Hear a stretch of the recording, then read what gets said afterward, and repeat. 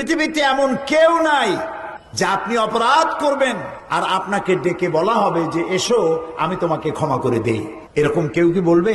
বলেন, আমরা যদি আমাদের বাপের সাথে বেয়াদবি করি, আল্লাহ না করুক, জমিনে একমাত্র সত্তা যার নাম আল্লাহ রব্বুল আলামিন, বান্দা গুনাহ করে আল্লাহ রব্বুল আলামিন বলেন আয় যত গুনাহ করেছিস ক্ষমা চা, আমি মাফ করে দেব।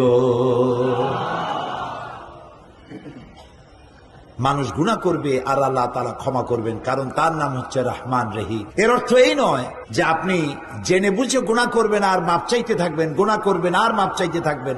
এক পর্যায়ে মনে করবেন যে গুনাহ করি নেই, তারপরে বুড়া বয়সে মাপ চাই নেব। এরকম যদি হয় তাহলে এই ধরনের তওবা নিয়ে যারা তামসা করে, তওবার দরজা তাদের জন্য নয়। তবে আল্লাহ তাআলা হচ্ছেন মেহেরবান, তিনি মানুষের তওবার দরজা খোলা রাখবেন সূর্য যতদিন পর্যন্ত পশ্চিম দিক থেকে উদয় না হয়।